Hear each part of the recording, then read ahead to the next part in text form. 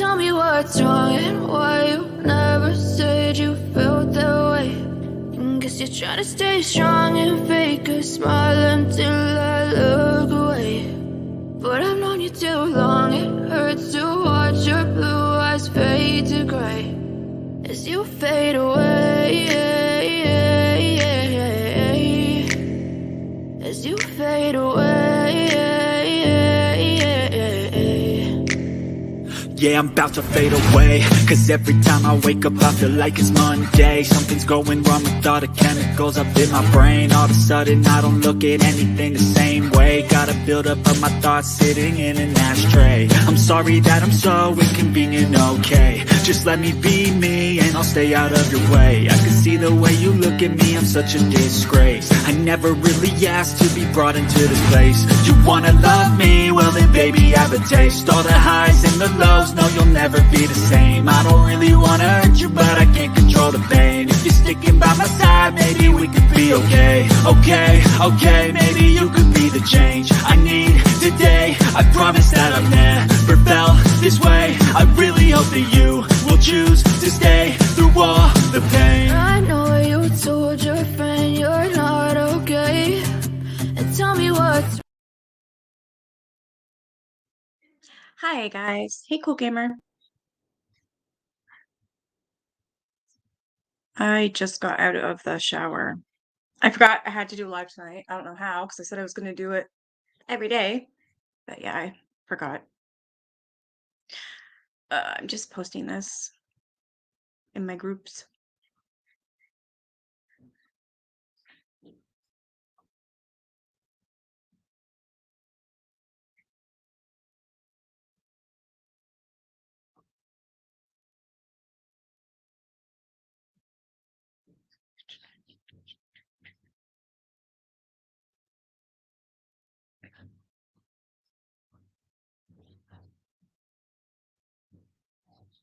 Hi, SD.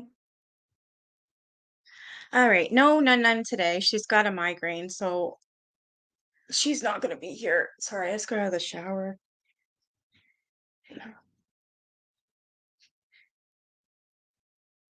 My hair's so soft. Been using a lot of stuff for it. Been taking vitamins with biotin in it, washing my hair with shampoo and conditioner that has biotin in it. Plus, there's an oil that you put like on your roots. I got it from Amazon, and I don't know. I feel like it's hopefully working. Hey, Amanda. So how are you guys? Good, I hope.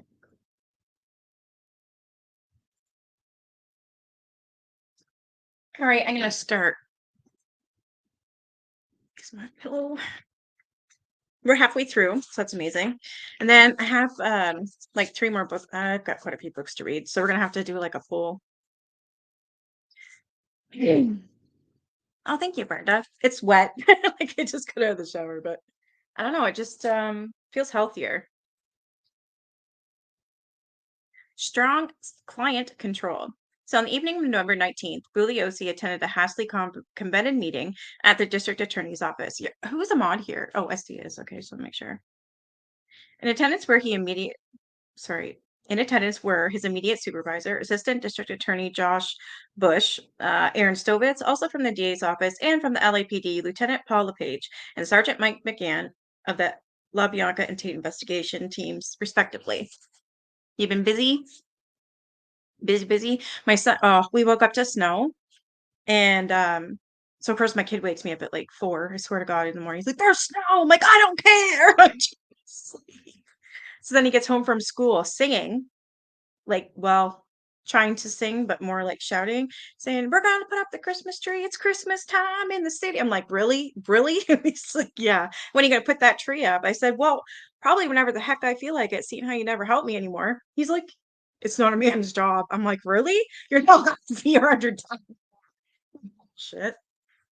He's funny. With the consent of the DA's office, the LAPD wanted to cut a deal with Susan Atkins.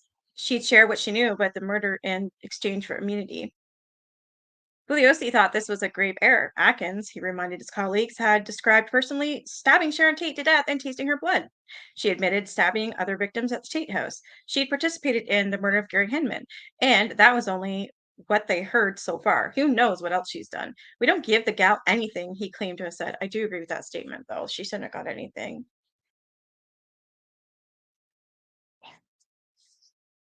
But LAPD was adamant. For months, they've been under enormous pressure to solve the case. The press had derided them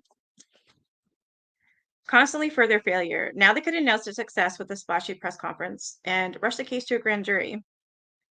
Bugliosi countered that they were getting ahead of themselves. They didn't have a case yet, only a solid lead. The group reached a compromise instead of total immunity. Atkins would be offered a second-degree murder plea, sparing the death penalty while ensuring she wouldn't walk free. But as Bugliosi acknowledged in Helter Skelter, that didn't work out. The precise terms of the offer, one of the most pressing concerns, went unaddressed. Would Atkins have to testify at the trial before the public and Manson himself, or only for the grand jury? However, Bugliosi claimed to have felt about Atkins the district attorney's office was desperate to secure her cooperation. Without it, they weren't sure they could indict Manson and the other killers. A lot depended on her reliability and consistency. What if she changed her story, which so far they'd only heard from her cellmate, and even more so, was riding on her defense attorney. If he didn't like that deal, he could prove to be a major obstacle. Rather than risk that, the DA's office decided they'd do better and replace him with someone guaranteed to play by their rules. And someone who could make sure Atkins said the right thing at the right time. Isn't that like, I don't know what the hell you'd call that, but that doesn't seem right. That's like, I can't even think of what the hell you would call that. So rather than risking her own defense attorney, they decided to get rid of him and replace him with somebody who was guaranteed to play by their rules. That doesn't sound right at all. Atkins' attorney was Gerald Condon, a lawyer in private practice who'd been legally appointed by a judge to represent her in the Hinman murder. Normally, the court would have assigned her someone from the public defender's office, but they couldn't do that. Here, Beausoleil, her accomplice in the Hinman killing, was already represented by a public defender, and in such cases, the court had to avoid potential conflict of interest. So Condon it was. Condon was appointed on November 12th. 2 weeks later, on November 26th, he was out. What happened? In the LASO archives, I found a 7-page memo that gave me a good lead. In an entry for November 20th, the day after the DA's office and the LAPD had agreed to attempt a deal with Atkins. The document notes a never before reported meeting with LASO officers, the LAPD, and Mr. Compton and Mr. Stovitz of the DA's office. The men discussed the fact that the Atkins woman would be in court on 11/26/69 for the Superior Court arraignment, at which time it was stated that there would be a change of her counsel, and Mr. Calabero would be designated as her counsel. Emphasis added. There's no mention of Condon's or Atkins' consent to this change, and it was presented at a fait accompli. The meeting came 6 days before the hearing in question, and yet all parties involved were already certain of the outcome. How? Yeah, this whole book is all messed up. Just the stuff I'm learning is crazy. A second, less ambiguous document turned up in the files of LAPD Lieutenant Paula Page. It was a 3-page summary of his investigative work in the LaBianca murders. A section on Susan Atkins' court appearance described the same November 20 meeting in more detail. It was decided that because of the gravity of the case and the importance of Atkins' information and cooperation, that her attorney be the type who had strong client control.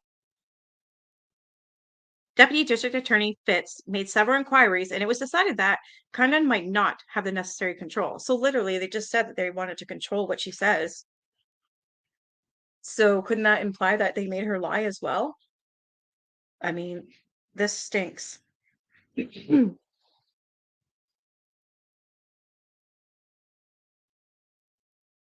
So behind Atkins and Condon's facts, Fitz recommended Dick Cabarello, an attorney who had good client control, would properly present his client. Fitz got in touch with Judge Mario Klinko, who was overseeing the case, and arrangements were made for Caballero, Cabarello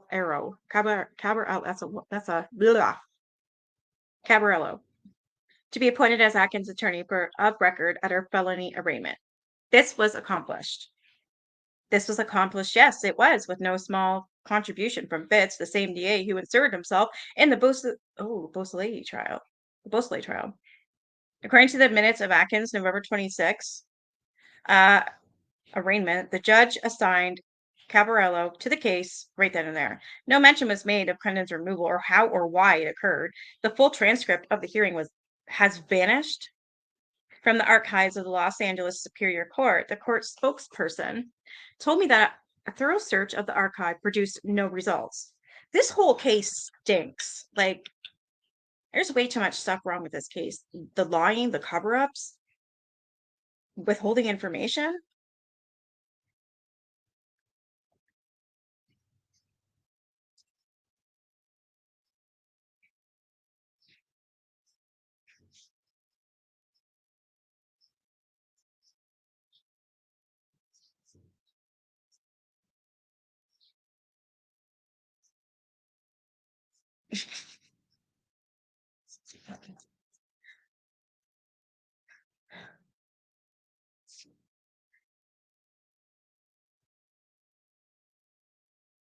I called Condon to ask him about his removal from the case. He confirmed that he'd been replaced against his wishes and his clients, and that Judge Klinko had never given him a reason.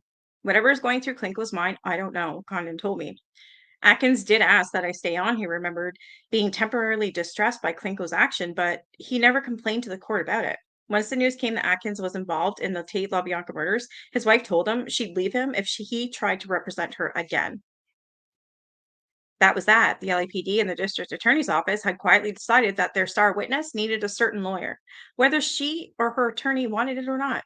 They accomplished it. Improper and unethical.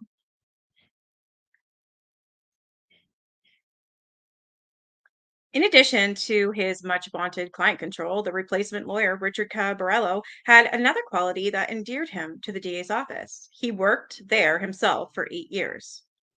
As a prosecutor, Cabarello had won 5 death penalty convictions, and he was still close with his former colleagues. Bugliosi, Compton, and others could trust him. Now all he had to do was get Atkins to take the deal. She didn't have to stay under his thumb forever, just long enough to make it through the grand jury and bring on the indictments they needed. We'll never know exactly what Caparello promised Atkins or how he laid out the terms of the deal. Unlike most agreements of this nature, hers was never formalized in writing, never marked by her signature. Whatever he said, it was enough to satisfy the higher ups at the LAPD and the DA's office. On December 1st, they were finally ready to tell the public they'd solved the case of the century. How though? I don't understand like how this is even possible. There's a lot of mess ups here. That was the day Police Chief Edward Davis got his big press conference. Sturdy podium, cameras rolling, hundreds of stunned and eager reporters jostling for space. Reading from prepared remarks, David doled out the details sparingly. He didn't even provide Manson's name, announcing that legal restrictions prohibit the revelation of further information at this time. Pressed for more information about the suspects, he said only that they were part of a roving band of hippies that called itself the Family and were led by a man they called Jesus. Davis had to be judicious, or at least appear to be. A thorough account of the murders could taint the jury pool. The next day, however, an endless trough of specifics came flooding out, provided by two unassailable on the record sources: Atkins' new attorney, Richard Cabarello, and his law partner, Paul Caruso. Acting as no less than a bullhorn for the DA's office, Cabarello and Caruso, the latter, a well-known mob lawyer and a longtime friend of Los Angeles DA Evel Younger, outlined what would become, in a sense, the prosecution's case for murder against the Manson family. Standing on the steps of the Santa Monica courthouse, Cabarello told gathered reporters that Atkins was a follower of Charles Manson and that she'd been at the scene of the Tate slayings, the Hinman murder, and the killings of the LaBiancas. Atkins was under Manson's hypnotic spell, but she had nothing to do with the murders, seemingly his only effort at exonerating her amid the onslaught of grim particulars. He added that Manson called himself both God and the devil, and that the police had told him that Atkins and the others were directed by Manson to go both to Hinman House and the Tate House. Atkins would tell her complete story to the grand jury later that week. In Helter Skelter, Billy Yossi claimed that he'd come across Caballero's comments in the evening paper, and that was the only way his office learned that Atkins had accepted their deal. He never even tried to explain why it was in writing or why Cabarello wouldn't have alerted him more formally. Over the next few days, Cabrello and Caruso kept talking to the press and talking and talking. In case there was a lingering ambiguity, they described Manson's dictatorial methods. They offered a timeline of events for the nights of the murders, including the order of the deaths. They tossed in sordid details, describing the killer's dress code and nothing that, after killing LaBiancos, they'd help themselves to a snack from the icebox. It was a 4-day crusade of specificity. Finally, on December 4th, the president of the Los Angeles County Bar had had enough. Bar chief scores Atkins' attorney over Tate comments. Read the Santa Monica Evening Outlook's front page, quoting him as he accused Cabarello and Caruso of entirely improper and unethical conduct by revealing vital facts about the Sharon Tate murder case from the viewpoint of Miss Atkins. But the scrutiny didn't last. Amid the swell coverage on the murders, no one seemed to mind the lawyers leaking in a passing remark to Los Angeles Times on the day before Atkins' grand jury testimony. Cabarello more or less admitted that he wasn't acting in his client's best interest, saying he was gambling her voluntary testimony might save her from the gas chamber. Gambling and might being the operative words. Bugliosi and his team had essentially arranged for the defense lawyers to taint the jury on the prosecution's behalf. Everyone in Los Angeles was suddenly an expert on the Manson family. Meanwhile, on December 4th, as they continued their press tour, Cabarello and Caruso met with the DAs to final their deal. Bugliosi described it as an excellent. It was, in fact, non-existent. As all the parties present would later admit during the death penalty phase of the trial, nothing was ever formalized or signed. Like, how is that? I just don't understand this. The next day, Atkins testified before the grand jury, as promised. The papers reported that Manson, Atkins, and Linda Kasabian, Patricia Carmichael, and Leslie Van Houten and Tex Watson had been indicted on 7 counts of murder after only 20 minutes of deliberation. After that, Cabarello and Caruso walked away from the case, richer and more famous, with no apparent regrets. A reporter asked Bugliosi if he would have gotten the indictments without Atkins' cooperation. He answered, "Do the French drink wine?" The shape-shifting deal. When Bugliosi made his deal with Cabarello, he knew full well that Atkins was an unstable witness and a murderer. He needed her to get indictments for the other members of the family, but he also needed to pretext to back away from her after she served her purpose. So, in a sense, they used her. It would look good if he could only score convictions by easing up on one of the killers. His reversal would be a lot easier since the deal wasn't on paper, but even so, he'd have to provide some explanation if and when the prosecution parted ways with her. It's crazy how there's no files. There's absolutely nothing. Before Bugliosi put Atkins in front of a grand jury, he approved an odd request from her lawyers to have her removed from jail and brought to their offices in Beverly Hills for a taped interview. Oh, I remember that. I read that in Helter Skelter. In Helter Skelter, calling the arrangement unusual but not unprecedented, Bugliosi claimed that his team went along with it because they thought Atkins would speak more freely away from her fellow inmates, but it also set up a chain of events that allowed the prosecutor to rid himself of her. In the comfort of Cabarello's office, Atkins spoke on tape for 2.5 hours about her role in the murders. Listening the next day, Bugliosi noticed that she changed her story. At first, she told her cellmates that she stabbed Sharon Tate. Now she claimed that she couldn't bring herself to do it and instead held Tate by her arms while Watson stabbed her. That's what she told the grand jury, too.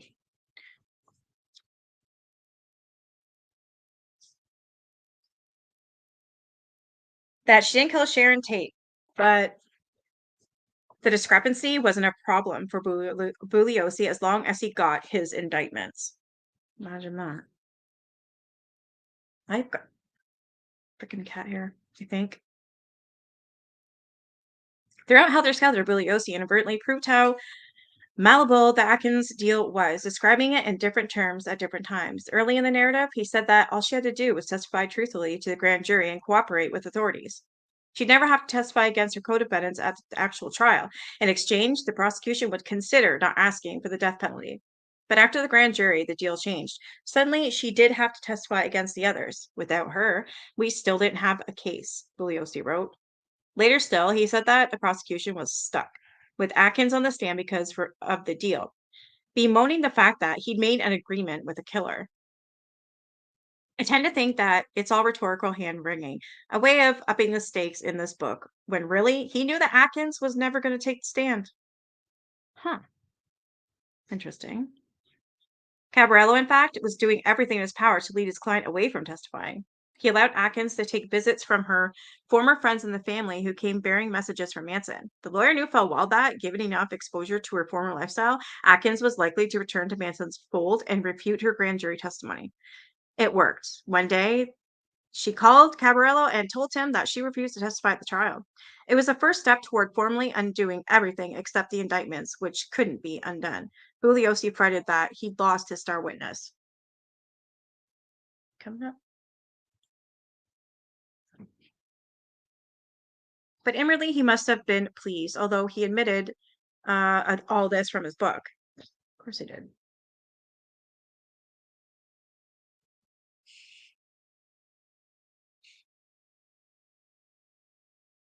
Shit, lost my spot, Miss Claire.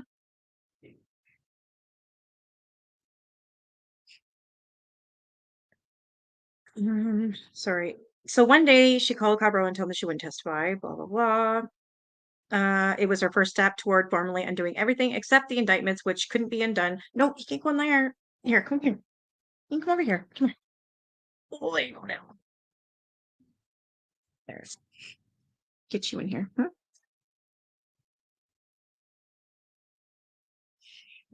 Let me see.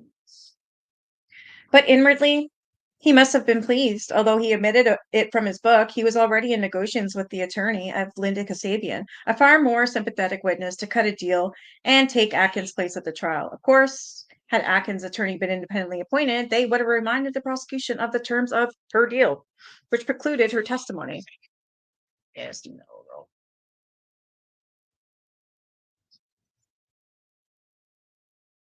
of the trial. Now Bugliosi could claim that she'd violated the deal and would lose her security against the death penalty. Atkins kept unraveling. On March 5th, 1970, in the attorney's room at the Central County Jail, Cabral presided over an hour-long reunion between his client and Manson. What? He described it as a joyous, adding that Atkins and Manson both burst into laughter when their eyes met for the first time in 5 months. The meeting was only possible because Judge William Keene had granted Manson the right to represent himself, an allowance that shocked the courtroom. As his own attorney, Manson was entitled to meet with his jailed co-defendants on the pretext of interviewing them as possible witnesses in the case against him. Among his first requested interviews was the woman responsible for his indictment, Susan Atkins. This is crazy.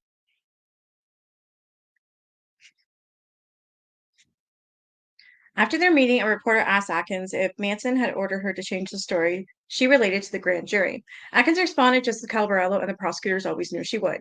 Charlie doesn't give orders. Charlie doesn't command, contradicting the thrust of her grand jury testimony, of course. Day after the meeting, Atkins fired Calvarello and Caruso. She announced that she was recanting her grand jury testimony and formally declined to testify for the state. That same day, Judge Keene revoked Manson's right to represent himself, arguing that he had filled too many outlandish and nonsensical motions. Cabarello later testified that he was fired. He didn't check it in with the prosecution about the status of Atkins' deal. An interview with Hollywood Citizen News several weeks. Where'd that go? So several weeks after his firing, he made the status of the deal crystal clear. It did not exist. Wow. Susan Atkins' former attorney, Richard Cabarello, said that no deal had been made, which caused her to testify before the grand jury, the paper reported. The excellent deal that Bugliosi had written up was no deal at all. Its non-existence has gone unnoticed all of these years. What the hell is that noise? There's a huge windstorm. Oh, you hear that too, girl? Hey, sarcasm. Yeah, there's like a huge windstorm out there with snow and everything.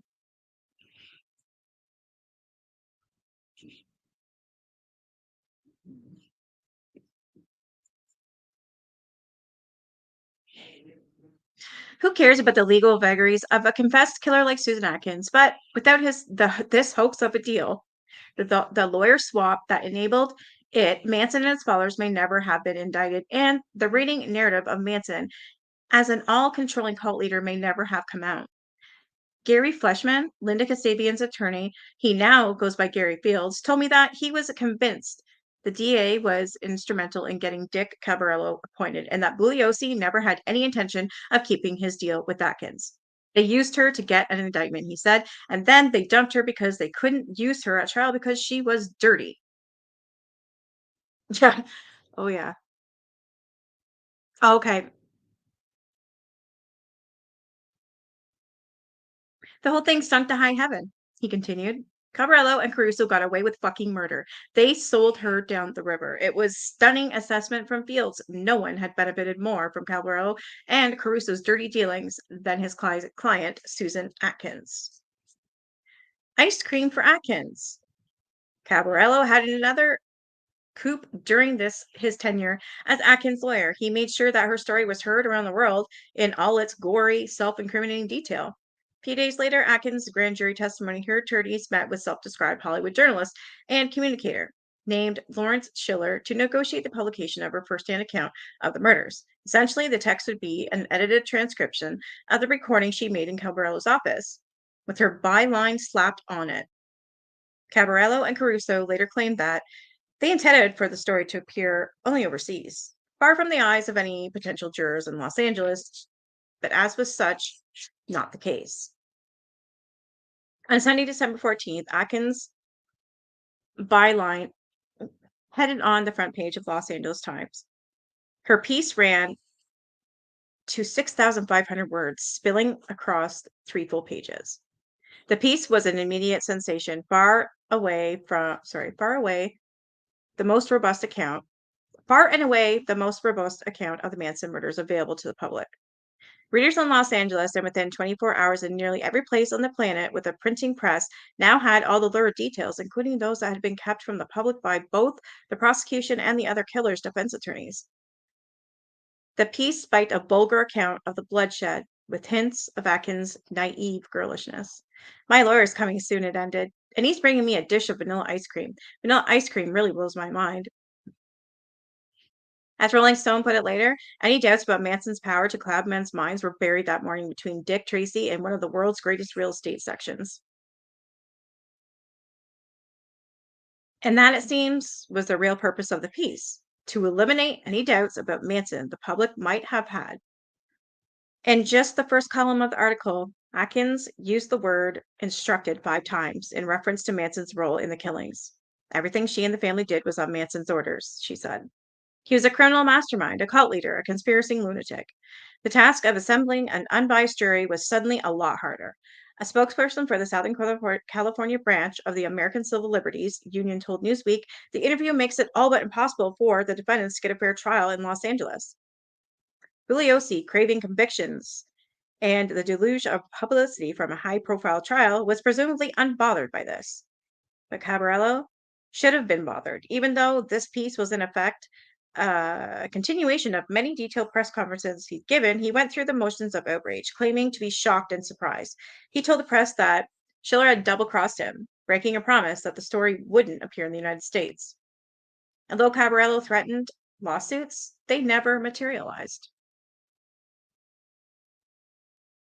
Nor did Cabarello make any effort to halt the dissemination of the story, which continued space. 1 week later, Schiller released an expanded version in a quickie paperback called The Killing of Sharon Tate, Exclusive Story by Susan Atkins, confessed participant in the murder. In the acknowledgments, he thanked several attorneys involved in this case and 2 journalists writing without their help, this book could not have been produced. Bugliosi maintained that his office had no idea the story was coming until the fateful issue of the Times landed on his doorstep. He hadn't learned a thing about the sale of Atkins' story. He claimed in helter-skelter until the death penalty phase of the trial. At that point, since Atkins was eligible for the death penalty, her third new attorney, Dae Shin, made an attempt to save her life by arguing that Cabarello had misrepresented her. He called on everyone involved in the publication of her story to expand themselves. Reading the transcript, I learned that the DA's office was not only was aware of the planned publication, but have facilitated it. And of course, Helter Skelter left all of this out. Well, of course, that Bugliosi man, he should. Well, he's dead now, but he should have went to prison, I think.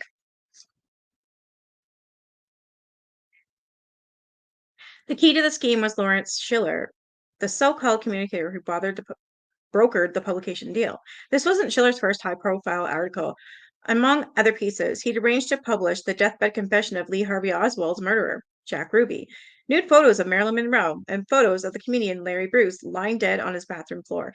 He finished the Atkins deal on December 8th, when the contract was signed, just in the nick of time. 2 days later, Judge Keene issued a gag order, making it illegal for anyone involved to talk to the press. That should have brought a decisive end to the publication. But in violation of the gag order, Cabrera drove Jerry Cohen, a Los Angeles Times reporter and a friend of Schiller, to interview his client in jail. Cohen had been taped to ghostwrite the piece. His main source was a taped account that Atkins had made in the Cabrera's office, but apparently he needed more material, and the lawyer was happy to accommodate him. You'd love to see me on a larger screen? Maybe when I just showered, so I'm like my hair's so wet, I have no makeup on or anything. I forgot I was supposed to go live, so I kind of was a little bit late. Sorry about that.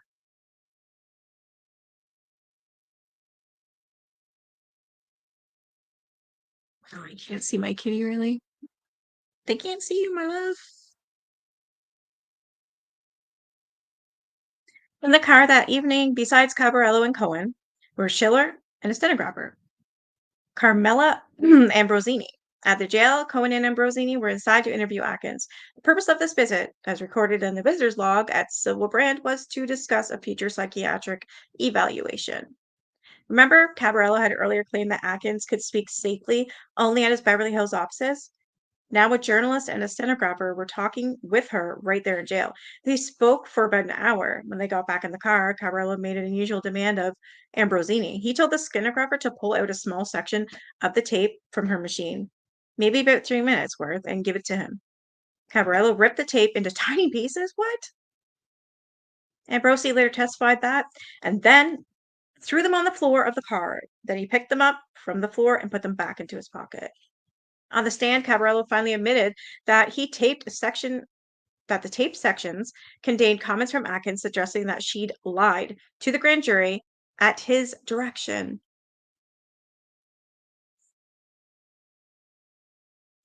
She said something to the effect of, "Okay, I played your game. I testified. I said what you wanted me to say. I don't want to do it anymore." At which point he told her to stop talking. Under more persistent questioning, Cabarello conceded that Atkins used the word lie and appeared to be repudiating her grand jury testimony.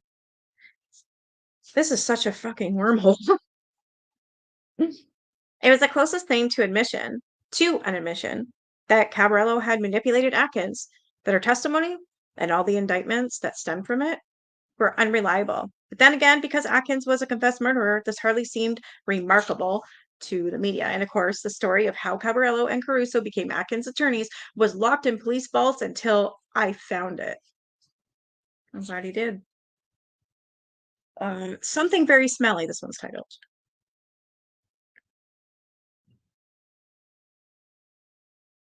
Jerry Cohen was a ghostwriter in the purest sense of the word. No one was supposed to know that he finessed Atkins' words, let alone that he interviewed her in jail. To that end, Lawrence Schiller had presented himself unambiguously an Atkins interlocker. No. The hell is that word? Interlocutor? I have no idea. Oh my god, thank you. That did make me smile. I'm gonna show you guys my cat. This is Claire, the one that had the foot issue. Oh, can we sort of see her now? Not really. See an ear. There's sort of your little face. Your little baby face. My baby's 15 years old. I think I'm gonna have to bring her back to the vet though. I noticed that she held her paw up a couple times now, like because she just kind of goes like that. That's how I knew something was wrong. But she did it a couple times now, and it's still swollen. I don't think it's supposed to be. So I'm gonna call them tomorrow. I noticed today. Even if it costs me $1 million, I don't give a crap. It's my babe.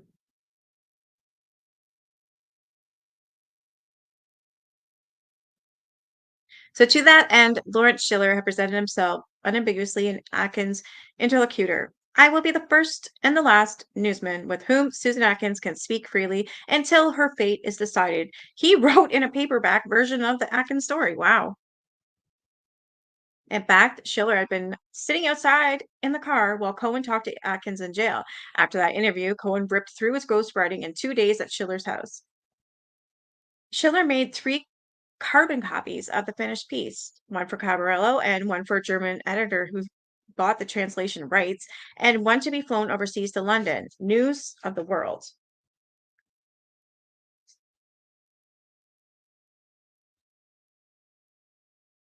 Which had paid $40,000 for exclusive English rights. Or so said Bugliosi, who wrote in Helter Skelter how the Los Angeles Times obtained the story remains unknown. Bugliosi did not write that. What? Bugliosi did not write that. Cohen, a reporter for the Times, was also a friend and collaborator of his. This guy held a lot of stuff back, this Bugliosi. I'm glad I'm reading this book because like I read Helter Skelter and I didn't know any of this stuff. 16 and a half. Oh, you get our acupuncture. I didn't know you do that for animals. That's amazing. That's so cool. It obviously works then, right? I had acupuncture before. It actually helped a lot.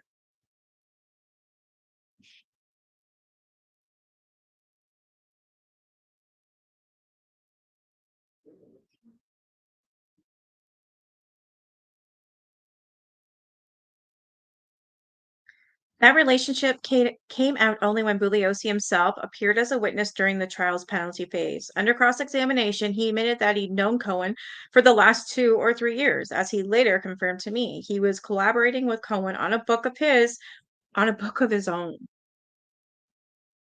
Not Helter Skelter, but Till Death Do Us Part, another true crime chronicle. It eventually appeared in 1978 with another co-author. The two men had begun work on the book before Sharon Tate was even murdered. Bugliosi set it aside when he realized that the Manson murders would be the more sensational story. Right. Follow that money, right? Oh wow. That's sad. I don't like it when they get old. I hate it. I s- so I'm ridiculous. I love my animals. And I was looking to see how much cloning would be and if they do it. Do you know they want $1 million? Like, what was it? 1 million for a cat and 1.5 million for a dog, I believe. That is great. I'm glad to hear it. Good. I don't have that kind of money. Or wait, maybe that was for a child or a person. And then animals was like, no, animals were $30,000. Sorry, that's what it was. And the million was for people, I believe. My pepperoni had 100 lives.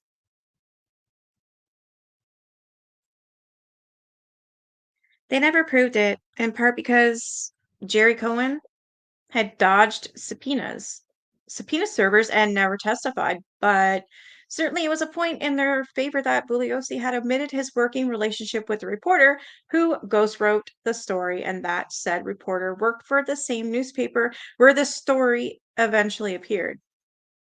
Oh my gosh, this Bugliosi is a wow. Like, so he outed all of this stuff, this prosecutor. As for Schiller, in his turn on the stand, he did finally admit that he never met Susan Atkins, but afterward he claimed in interviews with Vanity Fair, Playboy, the New York Times, and even the Pulitzer Prize winning collaboration with Norman Mailer, the Executioner song, that he'd interviewed Atkins in her cell. Cohen's ghostwriting would have remained a secret if not for Pete Miller, an investigative reporter for Los Angeles KTTV. In January 1970, preliminary hearings continued in the Manson case. He decided to look into Atkins' sale. He wanted to see if Lawrence Schiller had actually interviewed Atkins in her jail cell, as he claimed he had. Miller checked the jail's visitors log and saw that Schiller had never been to see Atkins. But he once noticed a name he recognized, Jerry Cohen's, appearing alongside Cabarello's. On the phone, Calbarello admitted that he brought Cohen in case he wanted to prepare a psychiatric defense for Atkins. Miller pointed out that Cohen was a reporter, not a psychiatrist, and Cabarello abruptly ended his conversation. Oh my God, this is ridiculous. Miller tried to bring this into light, but he couldn't get very far. Wow, it sucks that he couldn't, though. After his initial reports aired in January 1970, Bugliosi requested a meeting with him. Two sat down at KTTV's headquarters, along with Cabarello and a second DA, Miller's bosses and attorneys for the station. Yeah, they do lose their teeth. It's I didn't know this before, like, because cats have really tiny, tiny teeth. Well, the vet was saying that my cat, Claire, actually has some broken teeth. It's like, what? How'd that happen? I guess it just happens. They lose them, they break them. Because they're older, um, they're thinning down, right? Enamel's wearing off and all that stuff.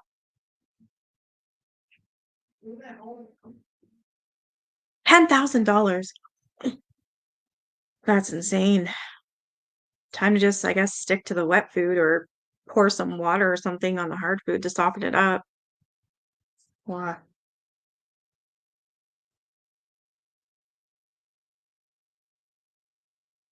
This meeting came up during the penalty phase of the trial when the defense called Miller to testify.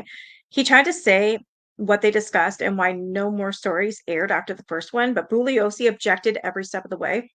All he could get out was that they talked about some of the reports I had been doing concerning Susan Atkins. As a result of this meeting, was something done regarding your further broadcast of this case? Asked A. Shin, Atkins' attorney. Objection, cried Bugliosi, irrelevant. Sustained, responded the court. Shin tried again later. As a result of this meeting, did you further terminate? Objection, Bugliosi said again, irrelevant. Will you complete the question? The judge asked Shin. As a result of this meeting, did you further terminate the broadcast concerning this case? Objection. Irrelevant. Sustained. At a earshot of the jury, Bugliosi told the judge Miller's testimony had nothing to do with the death as opposed to life. It is my contention that the defense attorneys are going to use this death penalty hearing as a forum to sling dirt at various people, including, of course, him. What the hell? 12 teeth? That's insane. Poor babes.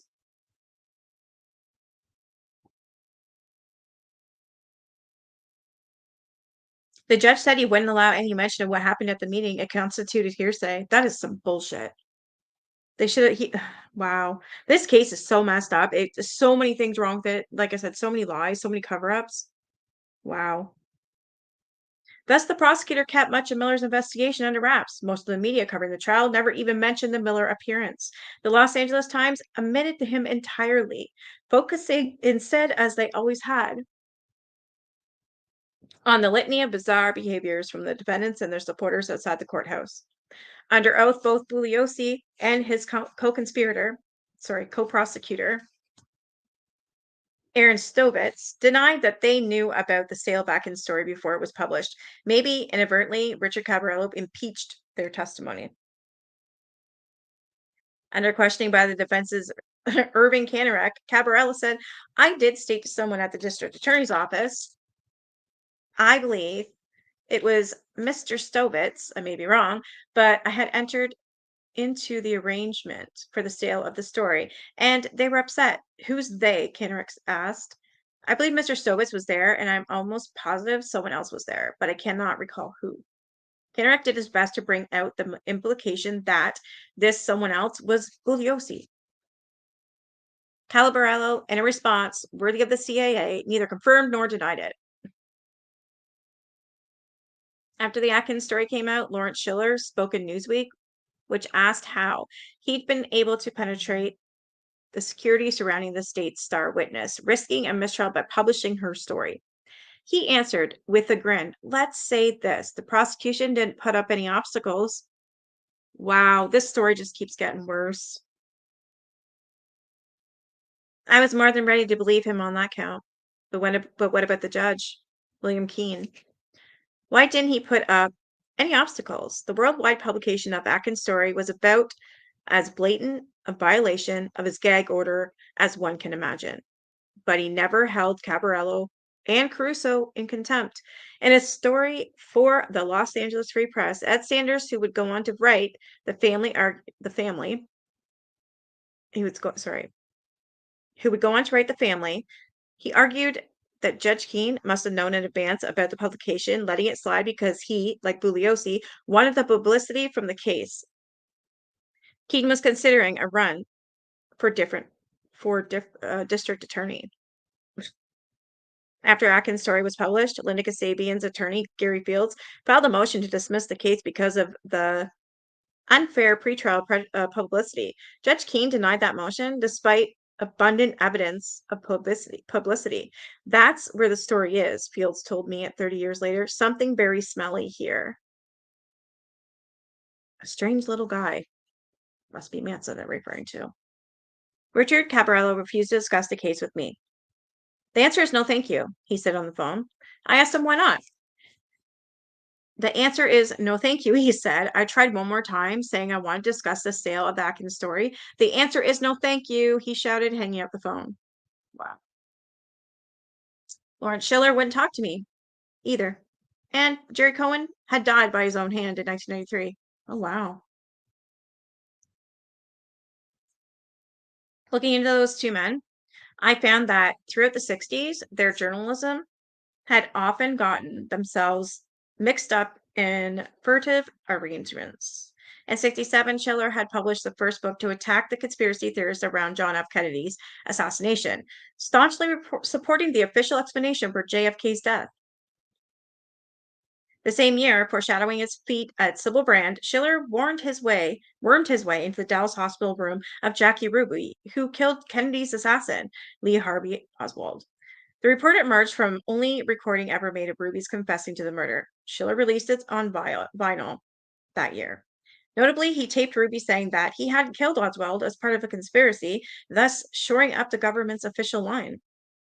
During a congressional investigation of the CIA's illegal domestic operations, the agency admitted that it had more than 250 assets in the American media in the 60s. Their identities were never revealed.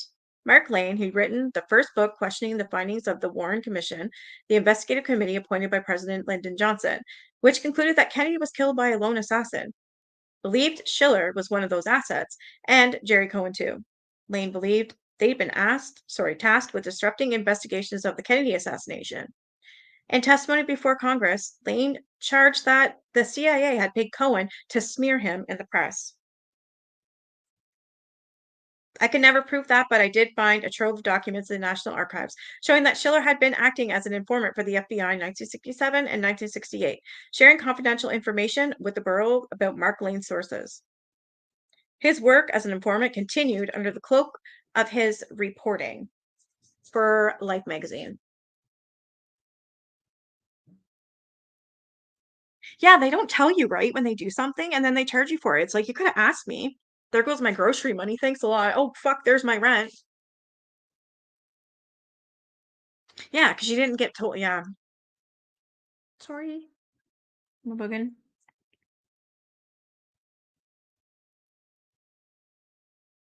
Sorry. Didn't mean to touch your foot.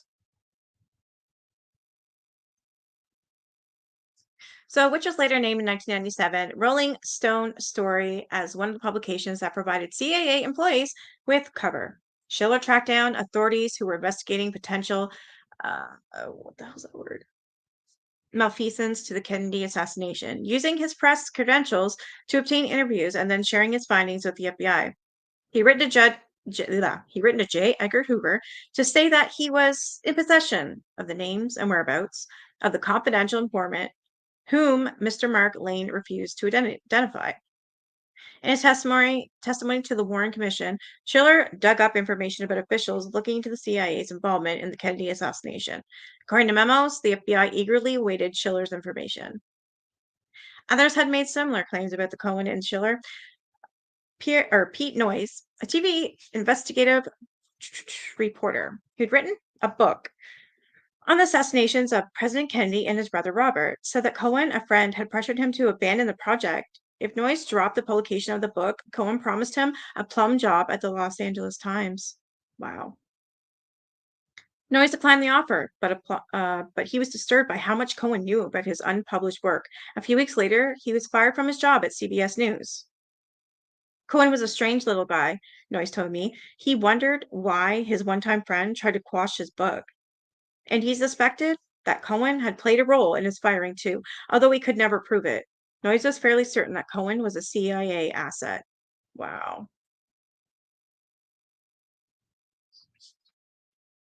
That after that.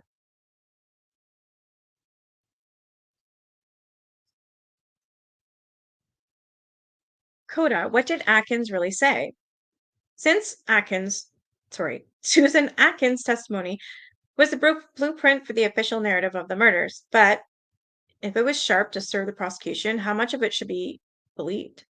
If there's an unvarnished account, a sense of what Atkins said about the crimes before she came under the control of her attorneys and the DA's office, it's the one she shared with her cellmate, Ronnie Howard.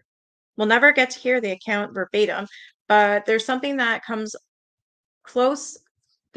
close. In the files of the LAPD, Lieutenant Paula Page, I found notes from detectives November 15, 1969 interview with Howard. They contained several inconsistencies with what would become Atkins' official story. And by the time Howard was re-interviewed 7 days later, after Cabarello's insertion in the case, she changed what she said, and all of their discrepancies were gone. Wow. To my knowledge, they never been reported. That's crazy. First, Atkins told Howard that Sharon Tate died in her bedroom on the bed.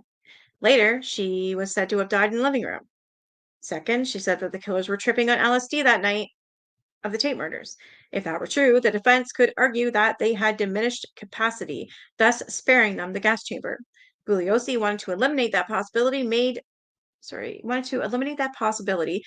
Linda Kasabian to testify on multiple occasions that no one took any drugs on the night of the murders. You can't do that. This is crazy. In a 2009 documentary, Kasabian contradicted her testimony, saying that all the killers had taken speed on the night of the Tate murders. Third, Atkins said that they killed the LaBianca couple because of something to do with blackmail, although she couldn't elaborate. She said she participated in those murders too. She was the one who left the kitchen fork protruding from Lino LaBianca's belly. In the official narrative, Atkins was in the car that brought the killers to the LaBiancas, but she never went inside the house. What's just as remarkable is everything that Howard didn't mention in the first interview. She said nothing about Helter Skelter, Manson's race war, except to note that those words were left in blood on the LaBianca refrigerator. She made no mention, in other words, of the racist motive. Black people, holes in the desert, Armageddon, or the Beatles, all of which became central to Bugliosi's prosecution. Imagine that. Imagine that. And as you might expect by now, she made no mention of Manson's instructing anyone to go anywhere or kill anyone, all of which would be repeated incessantly in Atkins' later accounts. What the shit? As for Atkins' most heinous act, the stabbing of Sharon Tate as she begged for the life of her baby, Howard was much more equivocal about it than we'd been led to believe. She said that Atkins didn't admit that she did the stabbing on Sharon Tate. And yet, the next time Howard talked, after Cabarello had arrived, she said without reservation that Atkins had boasted about stabbing Tate in the nauseating detail. These are plain out lies. People are lying. What the fuck happened here?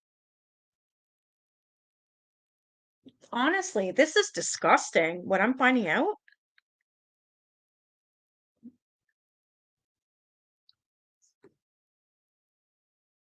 Think of all the unanswered questions that have swirled around the Manson case for 50 years now. Just a few. Why did the killers target strangers for murder? Why would previously nonviolent kids, except for Atkins, none of them had a criminal record, kill for Manson on command with such an abandon and lack of remorse? And if Manson hoped to ignite a world evading race war, why didn't he order more killings since the two nights of murder didn't trigger the war? Bugliosi made a fortune and achieved worldwide fame from his prosecution of the Manson family in Helter Skelter. Over the years, many people in enforcement have told me that they never believed the Helter Skelter motive. Wow. Their theories were always more mundane. They would have made thinner gruel for Bugliosi's book. Eventually, all the killers settled on a story similar to the one that Atkins told after attorney swap. And all of them have sought parole releases based on that story's thesis that they were not responsible for their actions because they were under Manson's control. Many of the psychiatrists who testified said that the defendants' minds had been so decimated by LSD that they likely had no way of discerning real memories from false ones. They may not even know if they were at either house on the nights of the killings, let alone whether they participated in the murders. The only person who never endorsed Atkins' final story and the helter skelter motive along with it was Manson. After his conviction, he said little about the crimes except that he didn't know what his children were going to do before they did it and that he had no explanation for why they'd done it. Curiously, you done? Oh, you made me fall asleep, girl.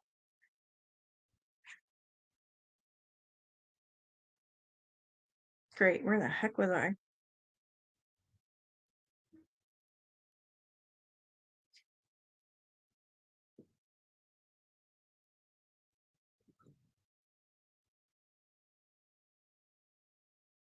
Curiously, Bugliosi admitted in one of his last interviews that he was pretty certain Manson never believed in Helter Skelter. What?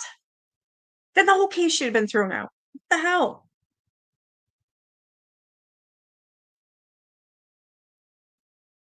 I think everyone who participated in the murders bought the Helter Skelter theory hook, line, and sinker. He told the Rolling Stone. He's the one who. This is insane. But did Manson himself believe in all this ridiculous, preposterous stuff about all of them living in a bottom pit in the desert while worldwide war went on outside? I think, without knowing, that he did not. Unfortunately, the reporter didn't follow up with the obvious rejoinder. If the murders weren't committed to incite a race war, what was the reason? That's what I want to know. This is so effing confusing.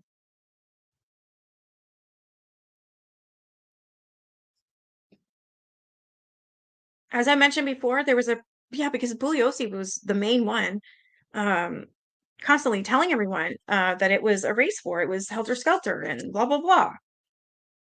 As I mentioned before, there was a persistent rumor among followers of the case, including the detectives who'd investigated it, that Manson had visited the Tate house after the murders, arriving with some unknown companion to restage the crime scene.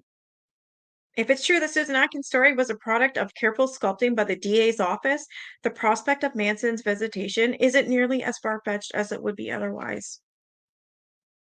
One of the more perplexing clues to the end is a pair of eyeglasses recovered from Tate's living room after the murders. They didn't belong to any of the victims, they didn't belong to any of the murderers. They didn't seem to belong to anyone, period. Detectives never explained them to anyone's satisfaction. In an 1986 book called Manson on His Own Words, ostensibly co-written by Manson and an ex-con named Newell Emmons, Manson mentioned these glasses, saying he went to the Cielo house with an unnamed conspirator and took elaborate measures to rearrange the crime scene. My partner had an old pair of eyeglasses, which we often used as magnifying glasses or device to start a fire when matches weren't available, he wrote. We carefully wiped the glasses free prints, dropped them on the floor so that, when discovered, they would be a misleading clue for the police. Wow. To be clear, Manson, in his own words, is a far from unimpeachable source. Emmons wrote the book years after a series of prison interviews with Manson, but he wasn't allowed to record these or take notes at the time. Manson himself vaguely disavowed the book, although not before appearing with Emmons in several televised interviews to promote it. I was inclined to take a kinder view toward it when I found in the LSAO files a kite or a prison note from Manson to Linda Kasabian. His coded language is hard to decipher, but he may have been admitting that he left the glasses at Cielo House after the murders. The note seems to have been delivered in an effort to persuade Kasabian not to make a deal with the prosecution. The note said, "So what if I did make you do it? I don't care if you're a snitch. You've been a lying bitch. I did what I did because I felt it was to be done, and I even put the eyeglasses to where I could show you all are blind and give them shorty. Each time you ski, I don't know what he's trying to say, ski down, you think of Sharon Tate. And now That's if you can get to my Nancy's love. I have no clue what the frig that means. The next lines had been underlined by police. Tell Gold to hold the boneyard and no bones outside the yard. While it's always difficult to decode anything Manson said or wrote, this note isn't as impenetrable as others. Gold was Manson's nickname for one of his family favorites, Nancy Pittman, whom he had referred to as Nancy a few lines earlier. In early 1970, Pittman paid frequent visits to all the defendants in jail, doing Manson's bidding. She told Linda Kasabian not to turn state's evidence. She told Atkins to stop cooperating with the prosecution. Shorty refers to Shorty Shia, the Spawn Ranch caretaker, whom the family had killed and buried in a remote part of the property. As mentioned earlier, his remains weren't recovered until 1977. To hazard a guess, Manson was warning Kasabian not to flip and instructing her to tell Gold when next she visited that Shorty Shia's bones were not to be removed from the bone yard at the Spawn Ranch where he was buried. Manson even may have been referring to other victims' buried remains at the ranch, as long as it's been suspected that more victims of the family are buried somewhere. While the implications of the note are sensational, what's more important to me is Manson's apparent admission that he returned to the Tate house after the murders and planted the glasses. Wow.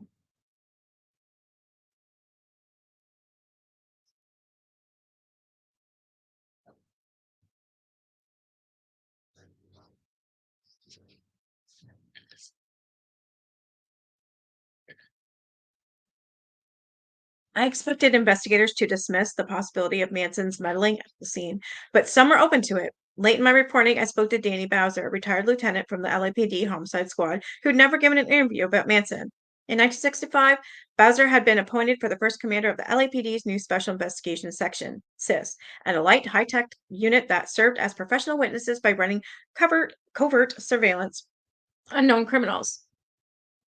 Oh, that's okay. I'm going to be done here shortly because looks to me like Veda's going to be going live shortly here. Just double check.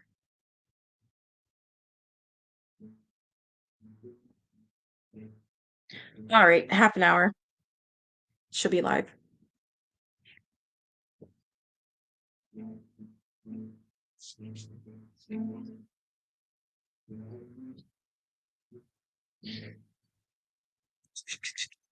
So it was an elite high-tech unit that served as professional witnesses by running covert surveillance on known criminals. Its goal was to gather such a preponderance of evidence that convictions were all but guaranteed and plea bargains all but impossible. And the SIS was a furtive bunch for a decade. The LAPD never even publicly acknowledged its existence. We weren't even connected to a division, Bowser told the Los Angeles Times in 1988. They carried us on the roster at different places at different times.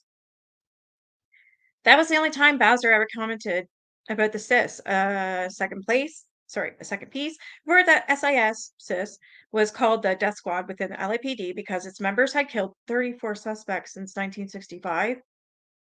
The secretive 20-man unit had a controversial policy. It refused to intervene to stop crimes, even those in which people's lives were at stake. The Times investigation documented numerous incidences in which well-armed teams of SIS detectives stood by watching as victims were threatened with death and sometimes physically harmed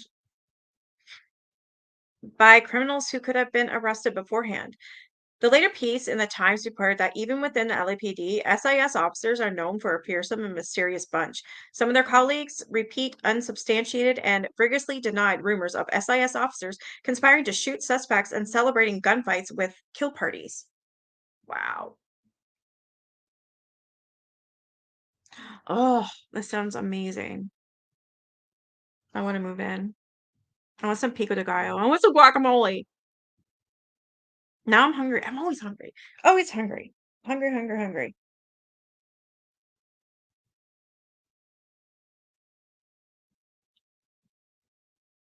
I'd heard from other detectives that after Sharon Tate's murder, the LAPD assigned Bowser to serve as Roman Polanski's bodyguard. Really? Hey, Bowser, where's Mario? Bowser, really? Where's Luigi? Where's the princess? Bowser. Why would such an enlightened officer get such a low-level task? Polanski confirmed the assignment in his 1984 autobiography, Roman by Polanski, writing that Bowser had been the first detective to interview him and had shadowed his every move. He added somewhat cryptically that Bowser wasn't strictly speaking on the investigative side of the case. One of his responsibilities was to keep in touch with me. Why then was his name never mentioned in Helter Skelter or the trial? That's what I want to know because this is the first time I ever heard of this Bowser person. That's why I said, "Where's Mario?" Like, what the hell? Bowser? It's different. I had trouble finding a way to talk to Bowser. Finally, in 2008, I settled on a time-honored reportical tactic. I showed up at his doorstep unannounced. He lived way out in Inyo County, 5 hours from my life, at the end of a quiet suburban street. Bowser refused to let me in, saying he couldn't talk to me or wouldn't talk to me. Despite his advanced age, he cut an imposing figure. He had a glass eye, and I later learned that his real eye had been shot out. But I kept him standing in his doorway by blurting out questions about the Tate crime scene, hoping to convince him that I'd done my homework. It worked, kind of. Bowser would shut the door on me, only to open it again to say more. Whenever he seemed to have said his piece, he'd find something else to add. For the next 30 minutes, as the sprinklers chirped next door and a TV blared from inside his house, he told me things that he insisted he never shared outside the SIS. Most of our stilted conversation was about the homicide investigation report for the Tate case, a document that was pretty much the basis of the prosecution's physical evidence. Bowser said it was littered with inaccuracies. Really? Detectives in the homicide unit? He claimed left things behind, things that they missed, an awful lot of evidence that didn't get processed. I totally believe it.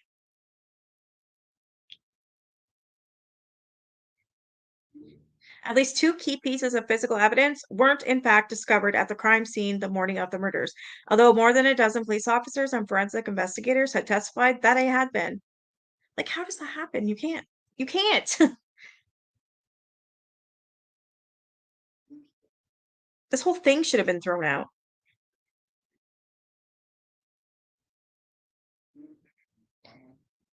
One was that mysterious pair of eyeglasses. Bowser told me he found those himself 5 entire days after the murders. That contradicted the homicide report, which said the glasses had been located and taken into custody on August 9th, 1969. Gently, I suggested he might be mistaken, that the homicide report suggested otherwise. What? You think that's the Bible? He snorted. Do you believe the stuff you read in there? He made sure I didn't jump to the conclusion that he or any of the SIS agents working under him had done anything improper. He said that his guys didn't write reports, nor did they report to anyone. Nevertheless, if what he had said was true, then critical elements of the prosecution's presentation of the crime scene were inaccurate. Included, just for starters, would be the means of entry into the house, the way the victims were bound, and by whom. Everything evil over there kind of connects, he added. Oh, I love ribs. Beef ribs are really good.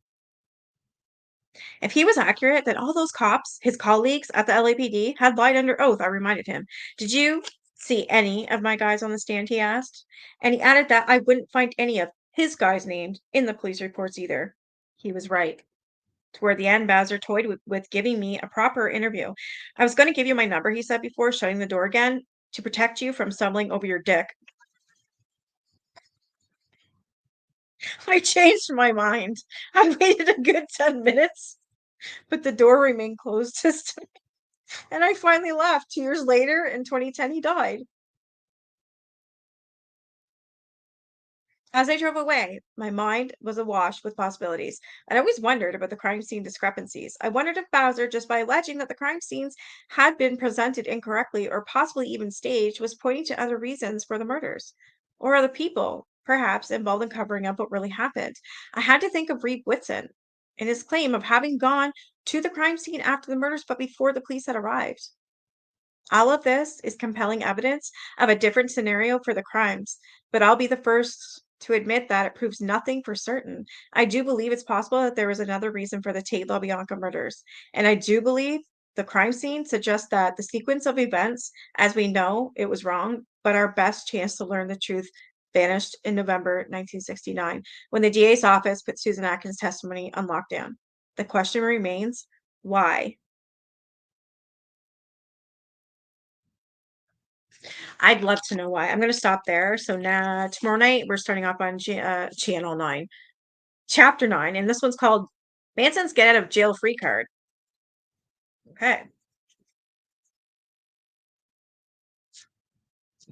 And I also got to put yeah, that totally tripped me up there. The whole tripping over his dink part. That was good.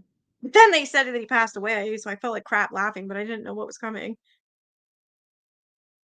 Oh shit. Do I have to go?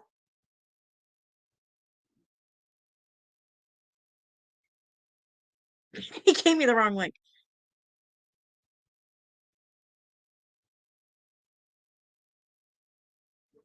Instead of sending me a link, she sent me something for a toy drive, which is cool because I would like to see that too. Get back Toys for Tots. Oh, I remember doing this. I've done that forever. I would like to join. I want to join that. I'm gonna have to try that. The toy. Do you guys ever remember the Toys for Tots near Christmas time? I'd love to. Love to, love to, love to. All right. I'm going to have to. I'm gonna share this. Copy link.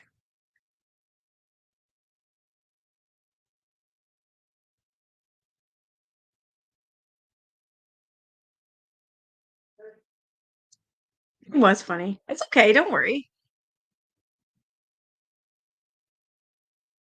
I'm just going to share a link on my community tab for Beta's live here in 27 minutes. And then I'll share it in here as well. Yeah, like we're in a sci-fi show. It's weird how we get commercials now. During lives, eh? Like I'm watching my live because I want to put this in the chat, but I got a commercial. It's just weird.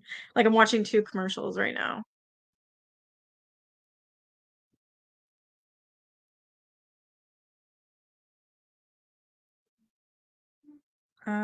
Okay. So here. I don't think I'm going live on the, or think I'm going up on panel. I'm not sure. All right, I posted it in the comment section here in the live. That is her channel, and that is, yeah, 27 minutes or so.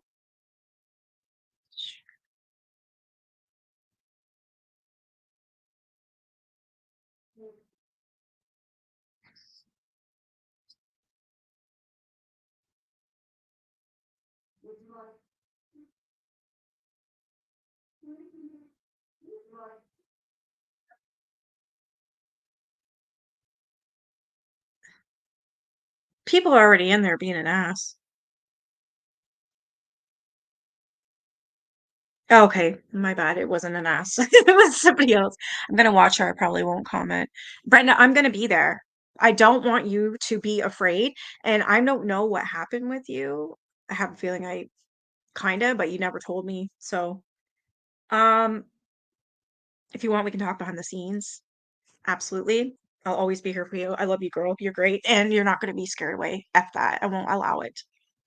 I read the comment you left under your video that I had said something to you, and that really upset me for you. Like, I'm just like, I feel like a heartache for you. This isn't right, and I don't want you to stop talking or making videos at all. Like, finally, you show your face now. It's great. I love it. I was the first. I was the one that popped your cherry, girl. That's gotta mean something. Hey, Complete Creations. So, I don't know. What do you have that I can contact? I could tell by your face. Yeah, it's Jenny Lee, but you changed your name. So do you have a channel now? You must, Complete Creations. That's cool. Oh, can you put Brenda's channel in here as well? Yeah, don't stop. Anyways, good girl. But if you do need to talk or you have questions or you need help or anything, what's the best way to get a hold of you? Do you have like okay, I'll do that now. Where the hell that if I had Discord, Discord, Discord, Discord. Oh boy, apparently people are fired up on Reddit.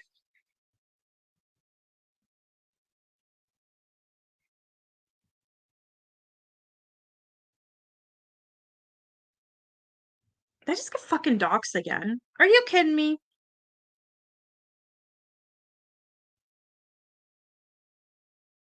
I want to see your products. That's cool. Is she?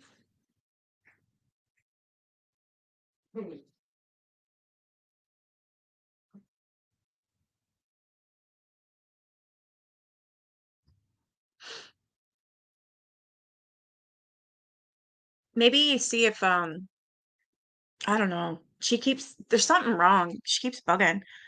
Oh, I thought that they did. I thought somebody did because it was like, oh, you're a fellow Ontarian. She does. Can you grab a canned secret? Oh, they're all watching. Okay, I'll do it after. I'll get off of here in a minute. I'm pretty sure I know who that someone is, but like I said, if you ever need to talk or anything, you can talk to me anyway. Just let me know what platform you're on so I can talk to you. Yeah, I love her channel too. I love her accent. I think it's cute. Okay. On what platform? Like Facebook? Here's mine. Everybody already knows me over there anyways. I do not care.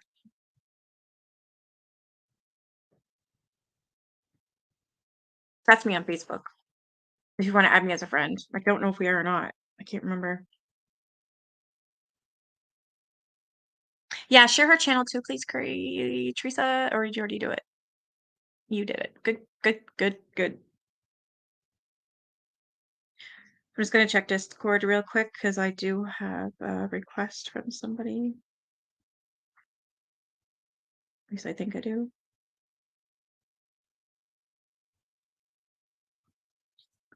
Or not.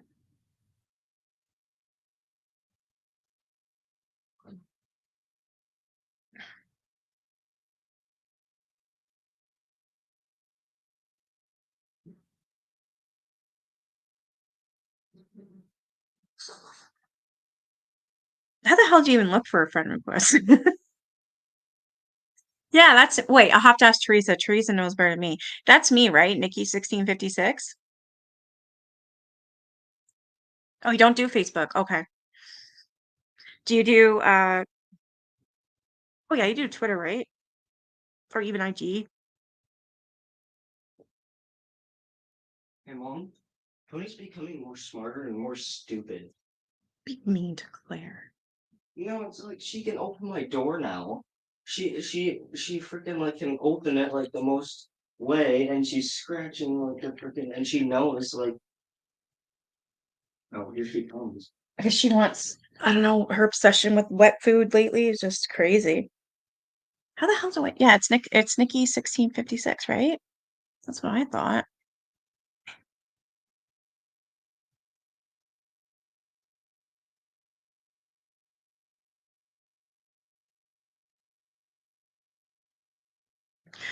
Oh.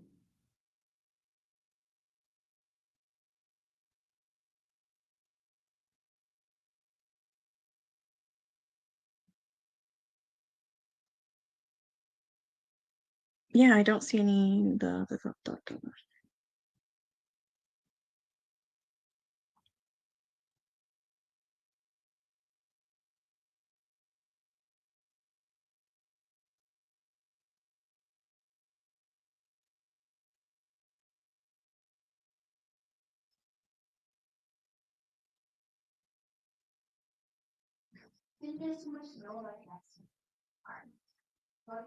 No, this girl keeps bitching at me.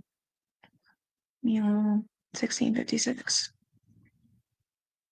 Okay, I'm pretty sure I follow you on Twitter. I'm pretty, yeah. Mine is, what the hell's mine? Um,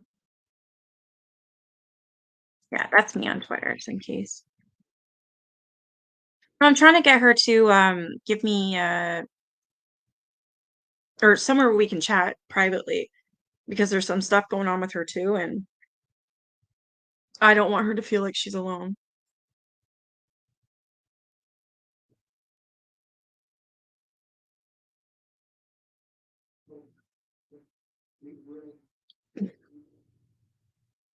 Oh my la blah blah blah blah. Check Reddit, guys. Yeah, I posted my video in there. It's people are not happy. I swear there was a Discord thing in here. Where the hell did it go?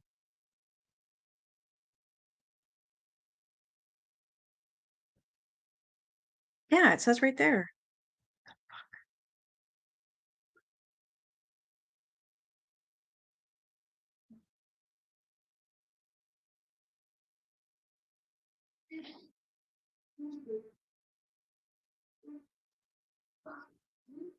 It's weird. Oh, there's a bell. Haha, gotcha. Sarcasm.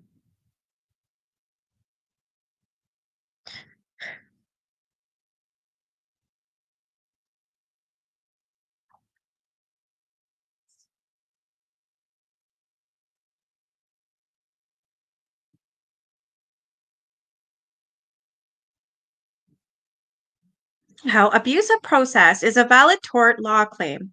Defense, I'm sure your lawyer will be pursuing along with defamation. Mouse says, I'm working on it. Yeah, okay.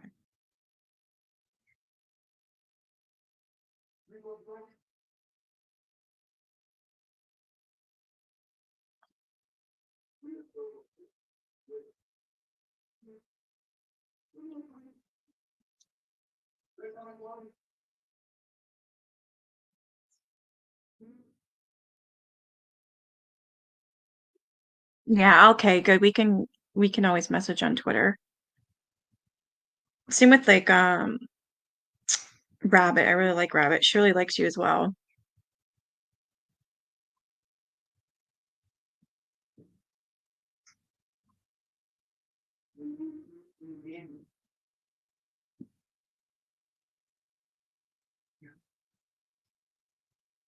Oh my God.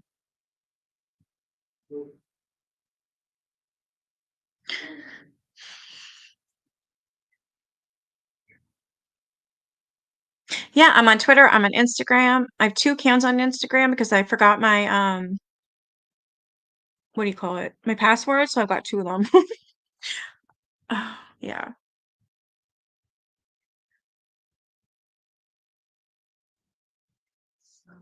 I have Discord, Patreon.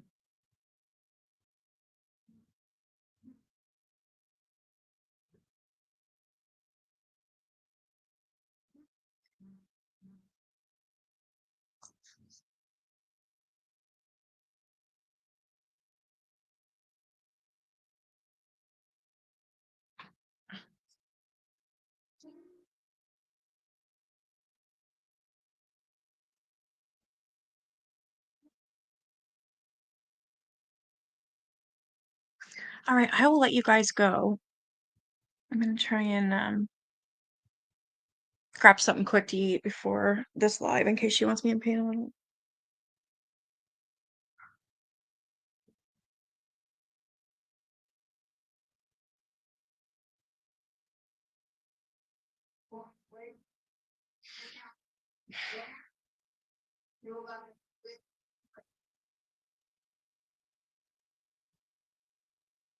Sorry. You can barely do YouTube. I think you do quite well. I'll help you if you ever have any questions. Absolutely.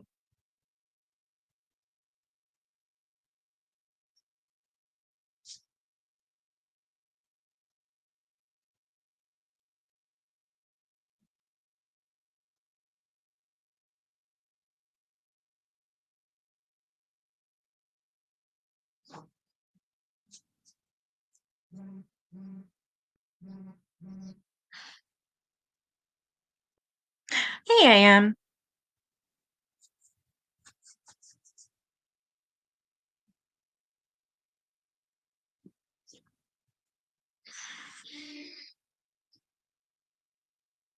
Yeah, you too can I haven't seen you in forever. Sorry, I'm just talking with somebody about something horrible.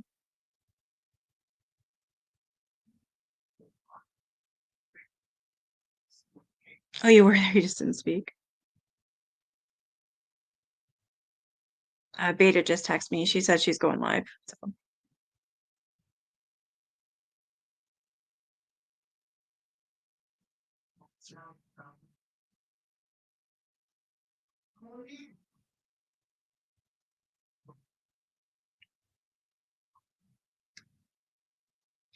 Do you guys like you know what? Never mind. I'm just gonna shut the fuck up right now. You guys have a great night. I'll be over in Beta's chat.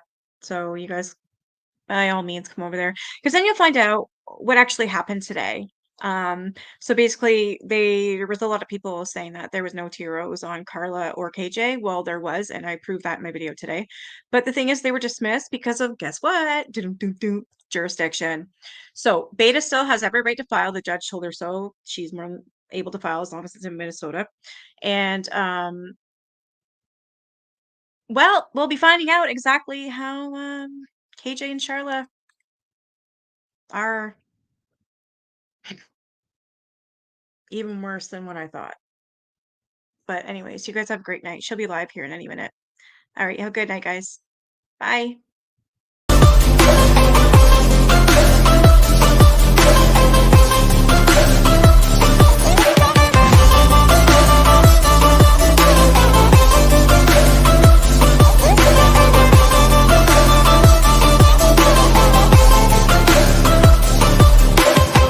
I know you told your friend you're not okay. And tell me what's wrong and why you never said you felt that way. And guess you're trying to stay strong and fake a smile until I look away. But I've known you too long, it hurts to watch your blue eyes fade to gray.